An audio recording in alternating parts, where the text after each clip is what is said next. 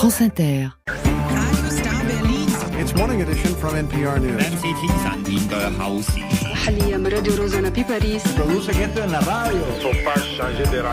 France Inter.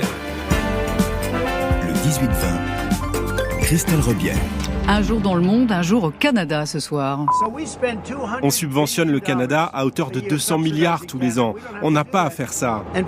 Pour résoudre ce problème, le Canada devrait devenir notre 51e État. Le Canada aurait fière allure en tant que notre 51e État. Voilà, vous avez reconnu la voix et le style Trump. Le président américain, avec ses menaces d'annexion et sa guerre douanière, a percuté la campagne des élections fédérales anticipées et changé la donne. Les 29 millions d'électeurs canadiens se rendront aux urnes lundi prochain, mais le vote anticipé a déjà commencé et la participation s'annonce forte. Elle a déjà progressé d'un quart par rapport aux législatives de 2021. Et les Canadiens se passionnent pour cette campagne. Les deux grands débats télé ont fait des taux d'audience records. Le nouveau Premier ministre et chef du Parti libéral Mark Carney est donné favori face au candidat conservateur Pierre Poilievre. Les citoyens canadiens font de la résistance, ils se découvrent un chauvinisme inédit et le vainqueur sera celui qu'ils pensent être le plus à même de défendre leurs intérêts face à leurs puissants voisins. Bonsoir Alain Roy. Bonsoir. Merci d'être parmi nous. Vous êtes écrivain, éditeur et vous venez de publier Le cas Trump aux éditions Éco-Société. Alors, vous montrez dans votre livre à quel point Donald Trump est un obsessionnel.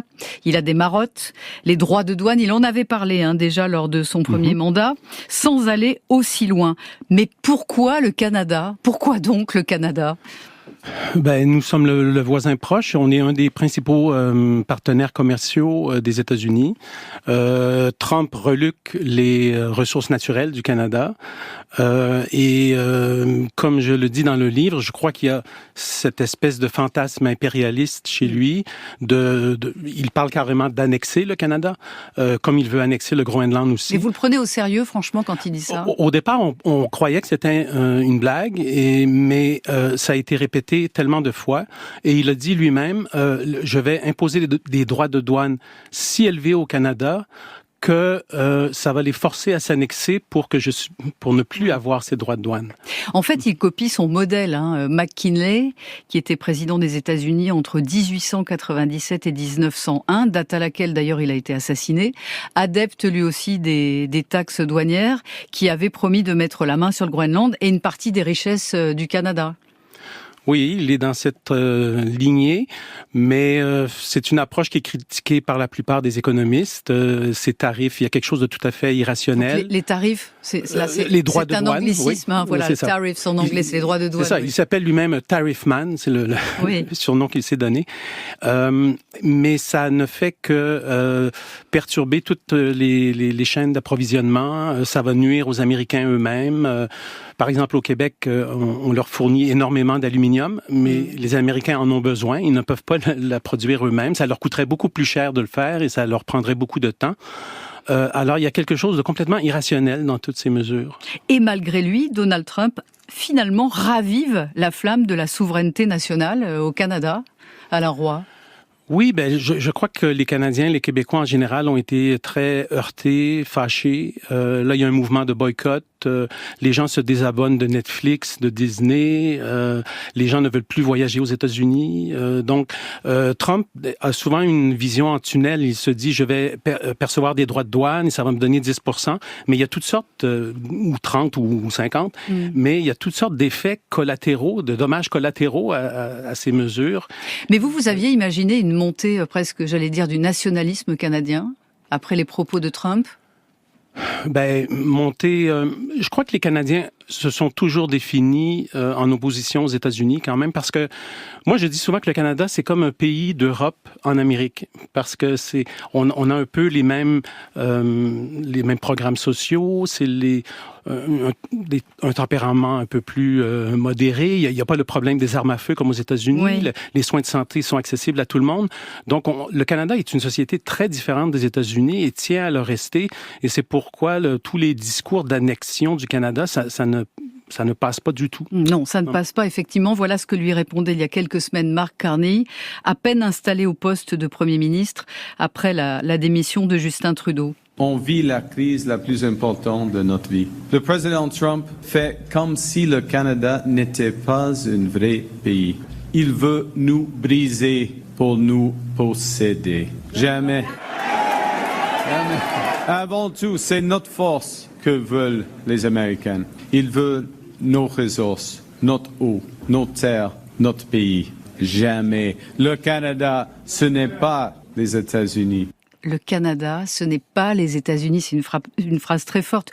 Est-ce que tout le monde est sur cette ligne-là en ce moment au Canada ? Très largement. Et c'est ce qui explique le recul de Pierre Poilievre, que beaucoup décrivaient comme une sorte de mini-Trump, un conservateur de droite aux vues assez semblables et qui défend beaucoup les intérêts pétroliers de l'ouest du pays. Il était plutôt favori dans les sondages avant que Trump commence à parler d'annexion. Il caracolait en tête avec 20 points d'avance, mais là, parce qu'il y avait une lassitude face à Trudeau, le prédécesseur de Carney. Mais maintenant, et là, il est en retard. Oui, ça a complètement rebattu les cartes et là, Carney se dirige vers la victoire. Bon. Et jusqu'au Québec, en fait, les Québécois francophones qui ont toujours cultivé leurs différences se revendiquent canadiens ? Oui. Est-ce que il y a quelque chose aussi d'un peu conjoncturel aussi dans tout ça, parce que Trump est pas éternel. Là, il fait des blagues sur un 3e mandat. Est-ce qu'il va aller jusque-là? Est-ce que vous y croyez, vous, à la lueur de tout ce que vous savez de lui maintenant?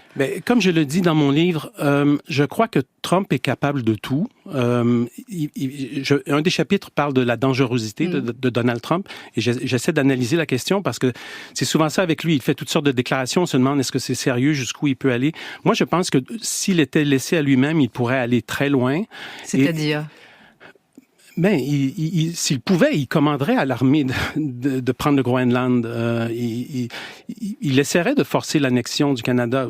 Ça semble surréaliste d'envisager des choses comme celle-là, mais il faut toujours distinguer ce que Trump veut et ce que Trump peut, parce qu'évidemment, il y a tout un entourage autour de lui. Il y a les checks and balances là aux États-Unis. Dans le premier mandat, il y avait ce qu'on appelait l'axe des adultes qui lui résistaient. Mais maintenant, il s'est entouré... C'est-à-dire, on disait, il y a un adulte dans la pièce. Ouais, c'est ça. Et on a l'impression que là, il n'y en a plus. Non, il a engagé des gens aux compétences douteuses dont la principale qualité était leur loyauté envers lui. Et c'est ce qui donne, je crois, ce caractère complètement chaotique là, de ces politiques de droits de douane. On avance, on recule, et il y a quelque chose qui semble improvisé et irrationnel dans tout ça. Et justement, les droits de douane, lors du fameux jour de la libération, il avait appelé ça comme ça quand il a annoncé ses droits de douane à l'ensemble du reste du monde, on va dire, c'est 25% avec le Canada, au prétexte que votre pays doit quelque chose aux États-Unis. Sur la manière, et là vous le dites dans votre livre, Alain Roy, Donald Trump aime manier l'intimidation. Il avait d'ailleurs commencé dès la cour d'école. C'est ça, quand on dit que Donald Trump est un intimidateur, c'est pas une métaphore. Quand il était petit, c'était celui qui tapait sur les plus jeunes dans la cour d'école, et son père a dû l'envoyer dans une académie militaire qui était en fait une école de réforme durant toute son adolescence, donc une académie à 1 heure de New York où il vivait. Donc Trump a grandi comme ça, et je crois que toute sa pratique dans le milieu des affaires, c'est une sorte de demi-sublimation, si on peut dire, de toutes ces pulsions agressives qu'il avait comme intimidateur. Donc, dans sa façon de faire des affaires, ce fameux art of the deal dont il se réclame, c'est surtout, en fait... Alors que c'est pas un bon dealer du tout, en fait. Son art du deal, en fait, c'est un art de l'arnaque, c'est un art de l'escroquerie, et c'est pourquoi... Oui, mais d'une certaine manière, ça marche aussi l'intimidation, parce que tout le monde essaie de négocier quelque chose avec lui en ce moment. Mais oui et non, parce que comme je disais tout à l'heure, je crois qu'il y a toujours des dommages collatéraux, et je pense qu'il va abîmer les relations des États-Unis avec ses partenaires à long terme. Ce qu'on dit souvent, c'est que Trump, c'est quelqu'un qui a une vision des deals à court terme, mais il ne comprend pas qu'il y a des situations où le partenaire, c'est une relation à long terme. Et si on brise la relation de confiance, d'ailleurs, c'est ce que Carney disait récemment, que la relation de confiance entre le Canada et les États-Unis était brisée. Donc, ce sont quand même des paroles assez fortes. Est-ce que c'est quelque chose que vous ressentez dans la population? Oui, maintenant, c'est très mal vu d'aller simplement en vacances aux États-Unis. Quand on fait le marché, on évite les produits américains, on boit le jus de pomme plutôt que le jus d'orange de la Floride. Mais c'est pas anecdotique, je veux dire, il y a beaucoup de Canadiens qui le font vraiment, ça ? Oui, tout à fait. Et votre pays, c'est une façon de faire de la résistance, on va dire, à Trump. L'hymne national, on l'a entendu enflammer les gradins à Montréal. Et en 2 mois, le nombre de ceux qui se disaient fiers d'être Canadiens a grimpé de 13 points pour atteindre 58%. Est-ce que vous auriez pu imaginer ça il y a 3 mois ? Au Québec, vous voulez dire ? Oui, au Québec. Oui. Puisque vous êtes québécois. Oui, c'est sûr qu'il y a eu cet effet de ralliement, de résistance. Beaucoup de Québécois se disent ça n'est pas le temps maintenant de parler de souveraineté parce qu'il faut se réunir et on va être plus fort pour résister à Trump. Il y a cet effet, oui. Revenons-en aux élections fédérales lundi prochain.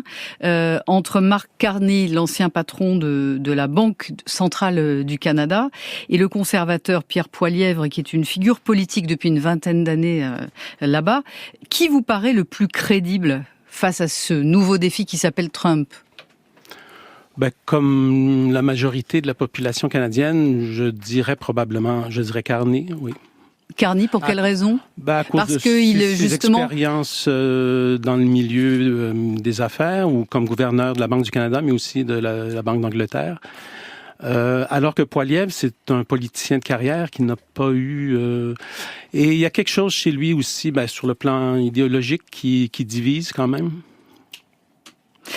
Mark Carney, on l'entendait tout à l'heure dans l'extrait qu'on a diffusé, dire « Nous faisons face à la plus grave crise de notre génération ». Est-ce que pour vous c'est un propos de campagne ou c'est une réalité ? Un peu des deux, parce que c'est sûr que les libéraux utilisent beaucoup cette ligne. C'est un argument qui fait très mal à Poilievre, donc ils ont intérêt à le faire. Mais c'est sûr que Trump, on ne peut pas le prendre à la légère non plus. Moi, je pense qu'il faut rester ferme parce qu'il essaie d'intimider beaucoup de partenaires, beaucoup de pays. Et moi, je crois qu'il ne faut absolument pas céder à son chantage. Il faut faire comme l'université Harvard a fait récemment. Il faut se tenir debout face à lui. Parce qu'avec un intimidateur comme lui, comme j'explique dans le livre, on ne peut que perdre si on... C'est pas possible de négocier avec une personne comme lui, en fait. D'ailleurs, vous le surnommez le Poutine de l'Amérique. C'est son modèle, Vladimir Poutine. C'est son modèle impérialiste. Est-ce que votre parallèle va jusqu'à une vraie crainte d'envahissement ou, une fois de plus, c'est de l'intimidation ? Mais c'est la question qu'on se pose. Donc, c'est difficile de vous répondre de façon très précise, mais c'est comme si Trump ouvrait son jeu autoritaire, une carte à la fois, jour après jour.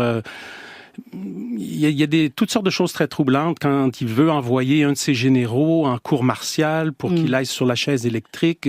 C'est des choses très perturbantes d'entendre ces choses-là, de la façon dont il attaque les universités américaines. À chaque semaine, il y a de nouvelles choses, la façon dont il expulse des migrants. Maintenant, les gens me disent, Alain, ne te présente pas à la frontière américaine. Tu pourrais subir un très mauvais quart d'heure. Ils vont vérifier mes médias sociaux et tout. Il y a des gens qui sont des jeunes filles au père sans histoire qui se font emprisonner pendant 1 semaine pour des peccadilles. Donc, on commence à craindre des gens, ceux qu'on appelle les snowbirds au Canada, donc les oiseaux migrateurs qui passent l'hiver en Floride. On leur demande maintenant toutes sortes de papiers. S'ils les ont pas, il y a des tracasseries de toutes sortes. Donc, même des gens comme ça craignent d'être embêtés par les autorités américaines parce qu'aux frontières, on examine le contenu des téléphones, les ordinateurs. Récemment, un scientifique s'est fait confisquer son ordinateur simplement parce qu'il avait affiché des positions anti-Trump dans ses réseaux. Donc, il y a vraiment un climat de méfiance et de crainte qui s'installe. Trump a ravivé le débat finalement autour de la question suivante. C'est quoi être Canadien aujourd'hui ? Alors je vous la pose cette question. Je disais tout à l'heure que le Canada c'est un peu un pays d'Europe en Amérique. J'avais participé il y a plusieurs années à un colloque international sur l'Europe et je disais ça déjà à l'époque parce que le Canada a été fondé par des descendants de France et de Grande-Bretagne. Le Québec a souvent pris modèle pour ses politiques sur les pays scandinaves. Donc, il y a une sorte de façon de concevoir la société, un art de vivre qui est vraiment, qui a des racines européennes. Et on ne se reconnaît pas du tout dans la société très violente, polarisée, centrée sur l'individu et l'argent. Il y a quelque chose de foncièrement différent. Donc, c'est pourquoi je pense que comme Québécois et Canadiens, on tient à incarner ces valeurs. Merci. Merci Alain Roy d'être passé par le studio de France Inter. Je rappelle le titre de votre livre, Le cas Trump, publié aux éditions Éco-Société. La suite, c'est une étape en Albanie. Dans le reportage d'Un jour dans le monde, nous visiterons la maison de l'ancien dictateur Enver Hoxha, ouverte au public. Vos rendez-vous jusqu'à 19h, Corinne Audouin, sous les radars. On partira aux États-Unis. C'est peut-être bientôt la fin des diners, ces restaurants rendus célèbres par le cinéma américain. Claude Guibal pour Le Monde à 18h50. Bonsoir. Bonsoir. Nous, on va voir pourquoi la visite d'Emmanuel Macron dans l'océan Indien révèle des enjeux stratégiques absolument colossaux. Et le cinéma en VO comme tous les mercredis. Bonsoir Corinne Pellissier. Bonsoir. Je vous parle d'un film d'animation le plus rentable de tous les temps, 2 milliards de dollars au box-office. Il est chinois et il sort en France ce mercredi. Et en attendant d'aller en Chine, une escale par le delta du Mississippi avec la soul rétro de Deron Jones et son groupe The Indications. Been So Long, extrait de leur futur album annoncé pour fin juin, vient d'entrer dans la playlist d'Inter.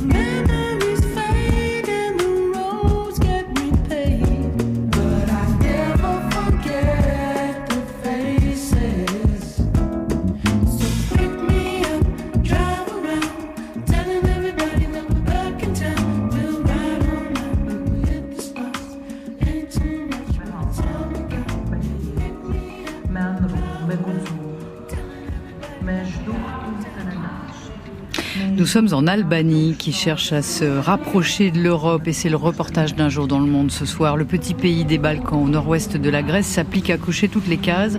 Ses dirigeants sont alignés sur la stratégie géopolitique de l'Union et affichent leur volonté de réforme. Ils s'appuient sur une société ouverte, l'une des plus europhiles du continent. Certains évoquent même une intégration possible d'ici 2030. Que de chemin parcouru pour ce qui était encore il y a 35 ans la Corée du Nord de l'Europe, un pays fermé, gouverné gouverné pendant un demi-siècle par un régime stalinien. Symbole de ce passage de la répression à l'ouverture, la villa de l'ancien dictateur Enver Hoxha vient d'être convertie en résidence d'artistes et ouverte au public. On suit Louis Seyé à Tirana pour une visite guidée. Avec son jardin bien entretenu et son architecture italienne des années 30, c'est une maison qui surprend dans le bloc, le quartier branché de Tirana. La Villa d'Enver, comme l'appellent les Albanais, ouvre ses portes, mais les Tiranais hésitent encore à pénétrer dans ce lieu longtemps resté interdit et associé à la répression. À 35 ans, l'artiste Armando Ducellari a séjourné 3 mois dans l'ancienne demeure du dictateur Enver Hoxha. Quand on était adolescent, avec mes amis, on passait tous les jours devant cette villa. Et elle était pour nous cette chose immense, ce monument inaccessible. Aujourd'hui, le fait que je puisse non seulement rentrer dedans, mais aussi y dormir et y travailler, bien sûr, c'est quelque chose que je n'aurais pas pu imaginer. Depuis sa villa labyrinthique avec piscine et cinéma privé, le dirigeant paranoïaque a imposé une censure féroce et banni l'art contemporain. Peindre à la manière de Picasso ou chanter comme les Beatles était passible de plusieurs années de camp et de travail à la mine. Aujourd'hui, la fondation Art Explora et l'État albanais ont décidé de transformer la villa en lieu culturel et inviter des artistes pour des projets de recherche. La directrice artistique Nita Deda. L'un des buts est de faire de ce lieu qui a symbolisé jusqu'à aujourd'hui l'isolement et un passé sombre, un lieu pour la liberté de penser. C'est un choix qui montre où veut aller l'Albanie dans le futur, être un pays où existent des lieux de création et d'expressions artistiques. Longtemps victime de stéréotypes, le petit pays des Balkans est devenu en quelques années une destination touristique à la mode. Beaucoup de visiteurs cherchent à en savoir plus sur les réalités de la dictature. Mais contrairement à d'autres pays du bloc de l'Est, l'Albanie peine à faire face à un passé encore tabou. Pour l'historien Elidor Mouhili, le destin de la villa illustre ce difficile travail de mémoire. Tout le quartier du bloc où vivait l'élite du régime s'est transformé depuis 91. Des restaurants, des bars ont été construits, les prix de l'immobilier s'envolent. Mais avec cette villa, les autorités ne savaient pas quoi faire. Selon moi, c'est assez symbolique de la façon dont l'Albanie a travaillé et n'a pas travaillé sur la dictature et ce passé. Plein de choses n'ont pas encore été faites. Par exemple, des musées existent, mais il manque le narratif. Et nous sommes face à une contradiction. L'État albanais veut plus de touristes, de flux, de visiteurs, mais eux ont des questions. Ils cherchent un discours et des explications. Il faut faire bien plus. Si le pays affiche aujourd'hui son dynamisme et son ouverture, les cicatrices du passé divisent toujours une société qui balance entre nostalgie, ressentiment et indifférence. Héritière de l'élite communiste, la classe dirigeante rechigne à faire toute la lumière sur un régime de terreur qui a envoyé plus de 100 000 personnes dans des camps sordides. Au sous-sol de la villa, l'artiste Gerta Jaferay s'est plongé dans les interminables tunnels du dictateur paranoïaque. Des symboles d'une mémoire refoulée. Après 35 ans de démocratie, on peut voir qu'il y a toujours des éléments de cette période que l'on passe sous silence et qui sont enfouis dans notre subconscient. Les tunnels en sont une très bonne illustration, c'est ce que m'ont confirmé mes 3 mois de résidence dans la villa. Il a été très difficile d'accéder à ces tunnels et de les ouvrir au public alors qu'ils ne sont plus des secrets d'État. Peut-être que nous ne sommes pas encore prêts à faire face à ce passé. Un passé complexe et sensible, source d'inspiration pour les artistes albanais et étrangers qui vont se succéder tous les 3 mois dans la villa. Leurs travaux aideront peut-être la société à se libérer des fantômes de la dictature. Reportage signé Louis Seyé en Albanie. L'actualité passée sous les radars à 18h44 avec Corinne Audouin.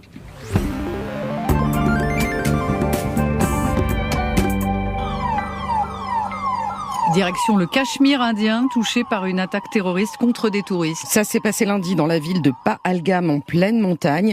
Des tireurs munis d'armes automatiques ont ouvert le feu sur des touristes. 26 hommes sont morts, des Indiens et un Népalais. C'est l'attaque la plus meurtrière contre des civils depuis 25 ans au Cachemire. 2 assaillants ont été tués. La ville s'est vidée en quelques heures.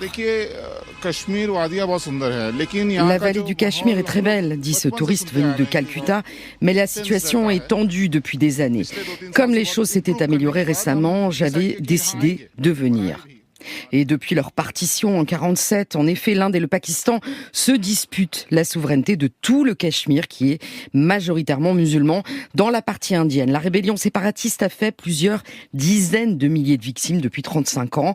Le gouvernement indien réaffirme sa souveraineté et veut y développer le tourisme. Alors ce qui couve, c'est une nouvelle crise entre l'Inde et le Pakistan, soupçonné de soutenir en sous-main la rébellion armée. D'ailleurs, l'Inde va fermer son principal poste frontière avec le Pakistan. On part pour la Corée du Sud où la secte Moon est plus active que jamais. À en juger par ses mariages de masse le week-end dernier, 1300 couples se sont dit oui en même temps à Gapyeong, à une 50aine de kilomètres de Séoul. Voilà, il faut imaginer des centaines de jeunes femmes toutes vêtues de la même robe de mariée blanche, leur mari en smoking. Ils s'unissent sous la supervision de la Sainte Mère, alias Ahn Hak-ja, la veuve du fondateur Moon Sung-myung. Accusée d'embrigadement sectaire et d'extorsion, l'organisation a été dissoute au Japon, mais elle continue ses activités en Corée du Sud.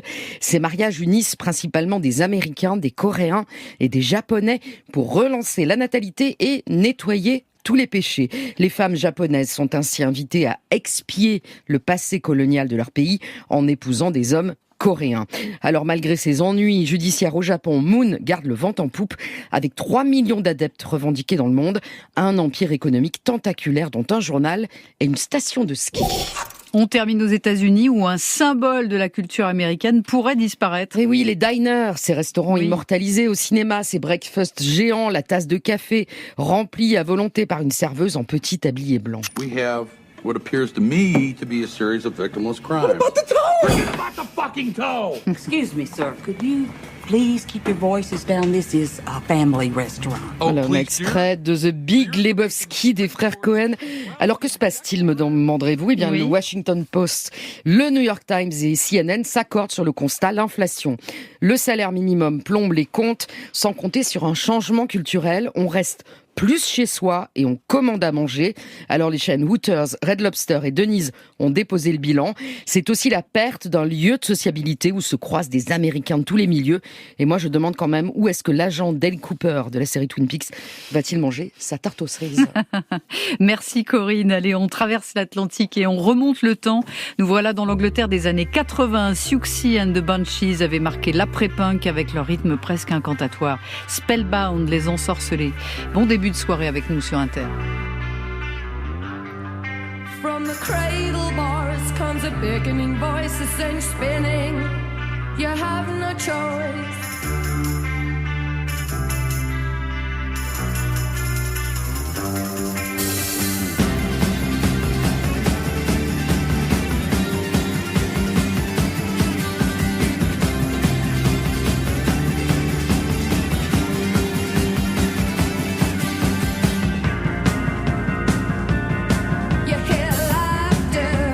Cracking through the walls, it's spinning. You have no choice, you hear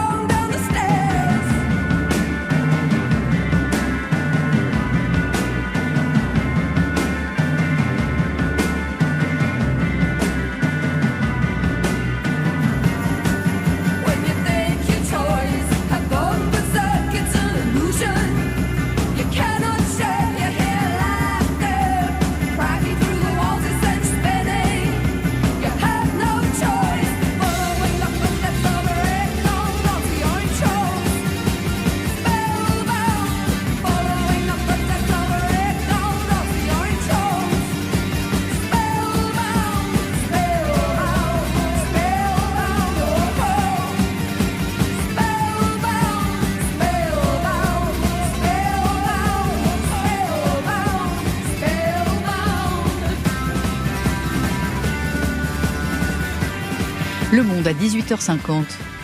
How dare you? The world has changed. Christelle Rebière.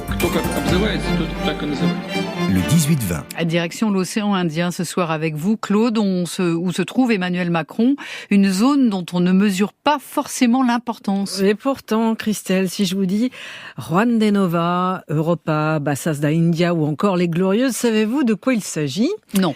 Il s'agit des îles Éparses. Et si je vous dis qu'elles sont situées au milieu du canal du Mozambique, vous voyez de quoi je parle ? Beaucoup mieux. Alors, c'est 1600 km de long, 419 km de large. Ce bras de mer qui sépare Madagascar du continent africain était jusqu'à la construction du canal de Suez une des principales routes maritimes du monde. Il permet de relier en fait l'Europe à l'Asie, en contournant l'Afrique via le cap de Bonne-Espérance. Et alors que cette voie du canal de Suez est aujourd'hui assez compliquée à prendre, très chère en raison de la dangerosité en mer Rouge, vous savez, la piraterie, les attaques des Houthis du Yémen, eh bien, ce canal du Mozambique est redevenu un des plus gros enjeux stratégiques du monde. Or, devinez quel est le pays qui contrôle aujourd'hui plus de la moitié de ce canal ? Eh ben, c'est la France. Ah, pourtant, ces îles françaises dont vous parlez, ce sont juste des petits confettis dans l'océan ?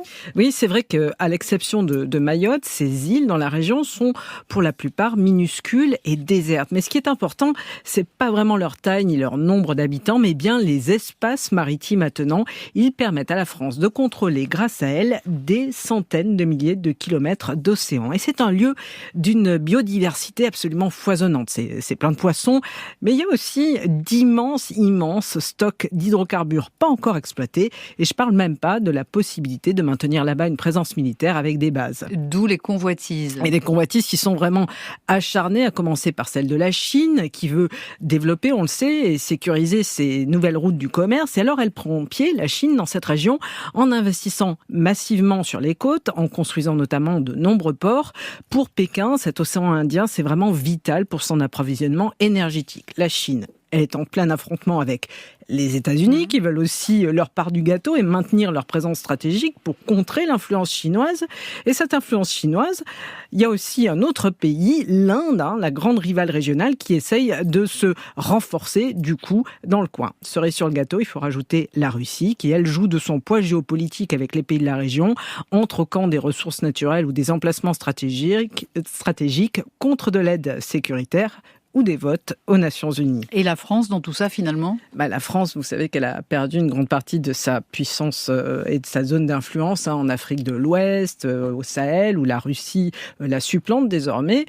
Quant à l'Afrique du Nord, il n'y a qu'à regarder la crise en ce moment avec l'Algérie, et c'est à peine mieux au Proche-Orient, où Paris essaye de jouer un rôle, comme on l'a vu avec la visite d'Emmanuel Macron la semaine dernière. Or, dans cette zone Indo-Pacifique, le poids de la France, qui est quand même la deuxième puissance maritime mondiale après les États-Unis, le poids de la France, il est aussi en danger, puisque ces possessions françaises sont contestées. Elles sont contestées par Madagascar pour les îles Éparses ou par les Comores pour Mayotte. Madagascar et Mayotte soutenus dans leurs revendications par Moscou.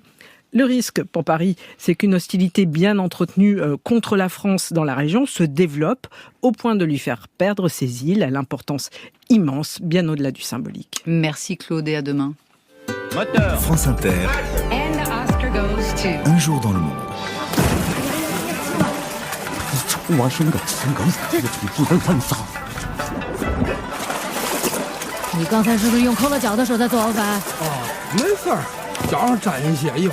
Le cinéma en VO avec vous, Corinne Pellissier, c'est le phénomène d'animation qui a battu ces derniers mois tous les records au box-office. Le film le plus rentable jamais réalisé dans le domaine, plus fort que Vice Versa 2, plus fort que Le Roi Lion. Voici Neja 2, je crois qu'on dit, c'est Neja. ça ? Sur les écrans ce mercredi, qui nous arrive de Chine. Premier film non hollywoodien à avoir dépassé la barre des 2 milliards de dollars de recettes. Un ovni dont quasiment personne jusqu'ici n'avait jamais entendu parler. En tout cas en France, où le premier volet des aventures de ce petit personnage, mi-enfant, mi-démon, n'est jamais sorti au cinéma. Et c'est bien dommage, car le résultat à l'écran est drôlement ambitieux. Un nouveau film à l'univers visuel très riche, inspiré de la mythologie chinoise, de ce roman du XVIIe baptisé L'Investiture des dieux, autour de la dynastie Ming, des personnages, des créatures au pouvoir extraordinaire, des monstres marins, des enfants tigres, et au milieu, un héros qui se déplace à dos de cochon, qui avale aussi un peu comme Obélix des petites pilules bleues pour augmenter sa force. Voilà, c'est complètement barré. préparé. On se croirait dans un manga avec des tortues guerrières, des dragons d'acier qui vont se livrer pendant plus de 2 heures à des combats spectaculaires. Tout ça sur fond de haine, de magie, de vengeance. Tout est beau, tout est maîtrisé, beaucoup de couleurs, de diversité aussi dans le style des dessins. Plus de 4000 personnes ont travaillé sur ce deuxième volet. Il y a des moyens, ça se voit. Et en termes d'exploitation, eh bien, les 2 milliards de recettes dont on parle, ce n'est qu'un début, nous dit le spécialiste de l'animation chinoise Anton Guzman, journaliste pour le magazine Coyote. C'est le plus gros effort que l'industrie de l'animation chinoise ait pu faire. Le buzz qu'il fait à l'international, c'est parce qu'il a dépassé ces 2 milliards. Le monde découvre ça avec NESA 2. Le processus, il est engagé depuis 5-10 ans et le premier NESA était déjà significatif comme succès. Le NESA 3 sortira dans quelques années. Il va avoir un succès similaire, si ce n'est supérieur en Chine, pour peu que la qualité soit au minimum au rendez-vous comme elle l'est sur ce second volet. Le marché sera plus grand, il y aura plus de salles, les gens seront encore plus disponibles en Chine, donc il va probablement dépasser ça. C'est un outil de soft power. Là, il est parmi le top 5 des films les plus rentables de tous les temps. Devant lui, il y a des Avatar, 2 Avengers, il me semble, et Titanic. Leur objectif prochain, ce sera en termes économiques pour l'industrie, de conquérir le monde et d'avoir toute la main-d'œuvre, toute l'expertise, tous les artisans, tous les animateurs dans des studios locaux. Les résultats, on va les voir très vite. C'est la pente d'émerger d'un iceberg énorme. Alors à l'international, les résultats sont plus modestes, Corinne, mais tout aussi prometteurs. Oui, c'est une distribution orchestrée en Europe par un Français, avec de beaux succès déjà dans les pays où le film est sorti. En Allemagne, aux Pays-Bas, en Grande-Bretagne, où il a passé la barre des 200 000 spectateurs. Ça ne paraît pas énorme, mais il faut rappeler qu'on est quand même sur un marché de niche et que tout l'enjeu est surtout d'installer durablement l'animation chinoise dans le paysage. 100 000 entrées en France, eh bien, ce serait un excellent début, nous dit Cédric Berel, patron de la société Trinity Cineasia qui distribue le film. Dans la mesure de leurs ambitions, le succès de Nausicaa 2 ne vient pas de nulle part, ça vient d'un investissement profond dans le cinéma d'animation. Je pense au Royaume des Abysses, par exemple, l'année dernière. Ça fait longtemps qu'on suit le film, parce qu'on avait aussi sorti le premier. L'animation était bien sûr spectaculaire, et ça c'était un des vecteurs du film. Mais surtout, ce qui m'avait intéressé, c'était le personnage. C'est l'enfant rebelle, moitié démon, moitié humain, qui refuse son destin. Faire un pari sur ce personnage, c'était une idée fraîche, osée. Donc, immédiatement, c'est comment donner à ce film l'ampleur qu'il mérite en termes d'être sur tous les écrans assez rapidement pour vraiment être dans le bain de ce buzz.